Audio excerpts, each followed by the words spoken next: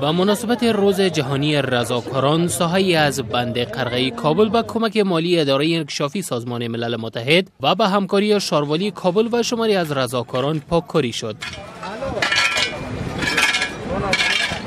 ده جوانی که در این برنامه اشتراک کرده بودند گفتند این پروسه باید تا زمانی ادامه یابد که ما یک شهر پاک داشته باشیم. سید فرهاد زلمه، مسئول بخش مطبوعاتی اداره انکشافی سازمان ملل متحد در افغانستان، در مورد اهداف این برنامه به رادیو آزادی گفت: ما هیچ کاری را بدون از اینکه همگی در سهم داشته باشند با وجه احسنش نمیتونیم انجام بدیم.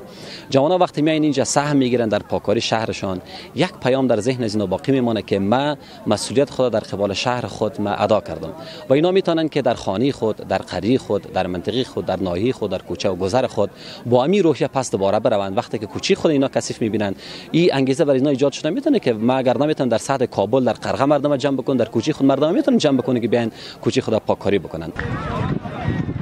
در این حال کنشگان ناصری، رئیس شبکه حمایت، در صحبت با رادیو آزادی ابراز امیدواری کرده گفت که این اقدامات باید به یک فرهنگ در جامعه مبدل شود. ما امیدوار هستیم که این فرهنگ ترویج پیدا کنه و فردا جوانان یک منطقه دیگه شهر کابل منطقه خود پاک بکنن و پس فردا می قسم از هر گوشه و کنار افغانستان جوانان جمع شوند کنار هم و شهر پاک بکنن. ابراهیم دلاوری، یکی از رضاکاران، در صحبت با رادیو آزادی گفت چون شهر خانه همه ماست پس باید که این پروسه ادامه یابد. امروزه ما باید میبینیم که مردم اصلا توجه ندارن به پاککاری شهر، به صفایی شهر سهم نمیگیرن. باید ما همین فرهنگ ترویج بدیم تا بتونیم شهر خود پاک کنیم. شهر ما مثل خانه ماست.